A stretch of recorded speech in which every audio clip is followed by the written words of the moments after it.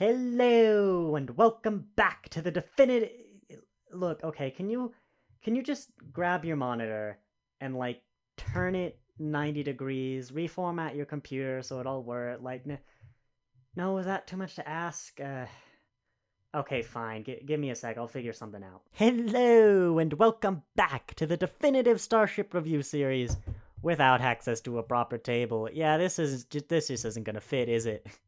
Where today we are looking at Relay Station 47 from that episode What Were a Dog Ate a Bunch of People and Blamed It on the Klingons or something. I don't know, it's been a while. Yes, the newest space station from Eaglemoss, provided you don't live in the United Kingdom and have Jupiter Station, you lucky fuck. Anyway, before we continue with the review, I have to say that I am part of the Eaglemoss affiliate program, which means that if you choose to purchase this model because of this review, there is a link in the description. That is an affiliate link, meaning I will get a 7% commission on the sale of this model. I'm allowed to say whatever the heck I want about these models, but just be aware there's a monetary incentive for me to tell you to go buy these models. And no, I still can't do that in one take. Now, before we get into some closer looks at this station, we are going to do our standard size comparisons. And with almost all of my models packed in storage, as you can tell by my empty desk, this is going to be interesting.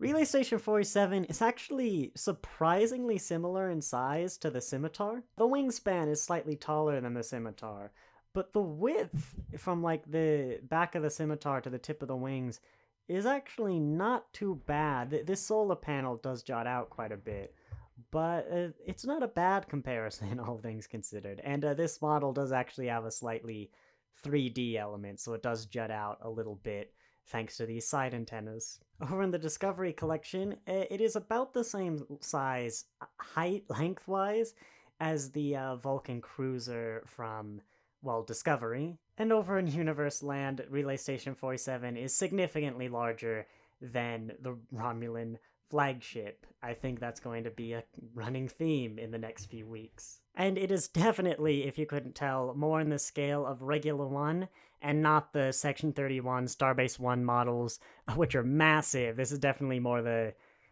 standard space station side, I guess you call it. And for the close-ups, we're just gonna go into this view because it's much more comfortable for me. But yes, not regular one, the Relay Station 47 is quite a nice model from Eaglemoss in their chain of space stations, which is quite nice to see. Probably an unexpected one is, it's just kind of a relay station from one episode, but it is pretty nicely done. It's got some fairly standard Aztecing all across the model, as you can kind of see that 24th century off-white and gray Aztecing, and it's fairly symmetrical on the front and back. In fact, I think it's perfectly symmetrical. The only difference is it's not symmetrical this way. You can see kind of the bump here, and in fact, that is how it rests in the stand. As you can see, this kind of offshoot here will hold it up. And it also helps people like me who would be really annoyed if they accidentally got this space station backwards and never were able to tell. But yes, other than that, all the detail on one side, as far as I can tell, it's just the same on the other side. Actually, no, this solar panel has a weird dot on it, but it doesn't on this side. But other than that, it is the same. Anyway, continuing on, we've got this nice, I suppose probably not solar panel, more like it does look like some sort of transmitter, probably for subspace waves, but kind of looks like a power transmitter or something to me as well. And then a bunch of random antenna greeblies of various types, and of course the two that jut out here give the model a nice little 3D feel. You've got some sort of big thick bit over here that's just kind of generically blue bits, blue detailing in the Aztecing, but some windows?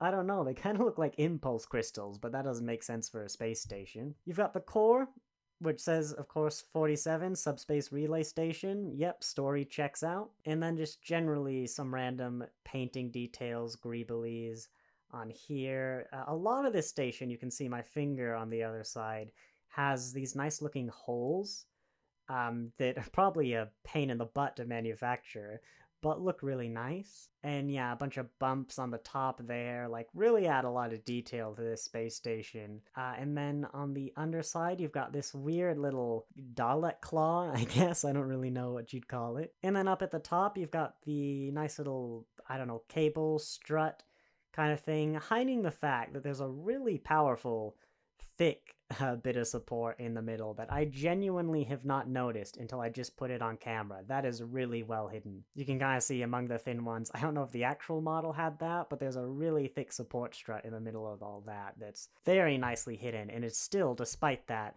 super see-through from like every angle. Just looks like a thick tree of cables. And then in the water cooler at the top, you have more of those window greeblies Starfleet logo, nice little pinstriping, and just some general detailing, as well as this gold grill. Yeah, nicely done. That kind of coppery gold they put on a lot of the nacelle bits for starships, and they'll put it on RCS as well. It's a nice little paint Eaglemoss uses.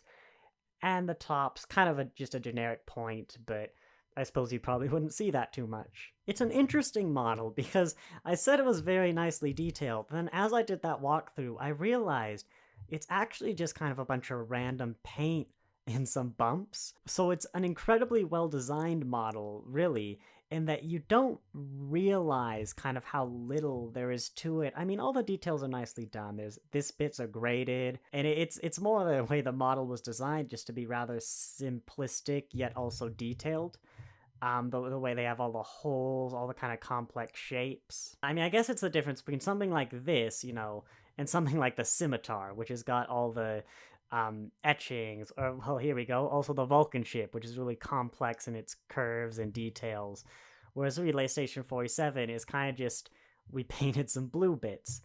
But still, that's very much something to appreciate if it feels a lot busier than it might actually be. Feeling around, it's a very plasticky model. Oh, hang on. No, that's gonna be plastic. I think it's weighted. If I just hold it from the top, you can see it kind of leans down here. This bit, I don't know if it's metal. It doesn't quite tang like some of the other bits, but it's definitely metal inside. It's super weighted. I think it's the only bit like that, as you can tell by how much this station kind of wants to lean down like this. Someone with a degree in physics could probably tell me where. I think the center of mass is probably going to be about there, which tells me that yes, this is probably the only weighted bit. But I mean, as I said, it looks nice. That's what I really care about. But it does have a good weight into it. It is, yeah, weirdly kind of lopsided toward this bit. I'm not sure why this is weighted and this isn't. And by the way, the arm, I think, is also the same, where it's weighted or the same material as this bit. But other than the fact the weight, when I'm holding this, really does feel like the weight is right there or something. It is kind of weird. It does feel like it's a good weight other than that. I just don't understand why it's not really along the center and it's all right there. This is also a great model in that it doesn't really have many seams. There's kind of one on this side you can see there. But other than that, I think in part because the model is all kind of one thing, one material, you can see there's a seam there, but often where there are seams, it's hidden behind bits that jut out, which is nicely done. It's similar on this side as well. This is the only bit where it's kind of obvious, but I didn't see it until I was doing those close-ups, because I scrutinize these a lot more when I'm actually reviewing them, as opposed to when I pull them out of the box and go, oh, that's nice. Sudden supplemental after the video, because I went to double check, basically just look up that was in fact from the episode Aquiel, or however you say it, and I was like, that joke I made about the dog, like, I should really check it was the right episode. I'm pretty sure that was Station 47, but I'm not sure. And I went to the Memory Alpha page. It was. But I noticed that this is Space Station 47. In fact, I'll probably just put this image up, there we go, on the video for you. And I couldn't help but notice, that's a pretty gray station. And this is not a pretty gray station. Now, this does look better. I will say that definitely. And I can see the hints of blue. You can kind of see on this arm right there, which weirdly enough, there's no blue here. You can see these are actually windows. But the point is, I think they got the blue from those hints of blue, but the Eaglemoss did seem to take a bit of artistic license, just making it a bit more interesting. Or maybe they're from the sketches, I don't know. Maybe the memory alpha picture is just bad. But for those who are like die hard on the stations and ships looking perfect, this improvement is definitely like not totally screen accurate, which is weird to say. In fact, if I zoom in closer, I'm not sure if there's Aztecing on this studio model or not. Like, most of it's very accurate, except those detailing. I get why they added them, just to make it a bit more interesting, people would buy it, but I thought that was important enough to add in. So yes, back to Past Me for the outro. But yeah, it's definitely a lovely addition to any Starship collection as I adjust my camera while I talk. At any space stations, I just wish I had my other ones unpacked and I had my proper setup, and it would look lovely next to those K7s, Earth Space Dock, Regular One, which are all stations I forgot existed until now, except Regular One, of course. But yeah, Relay Station 47 is basically exactly as advertised. You get what you look. You get what you look. You get what you see, and it's a good size. Special size model. I think the price has gone up since I got it. Eaglemoss has raised prices across the board, so I'm not 100% sure how much it costs.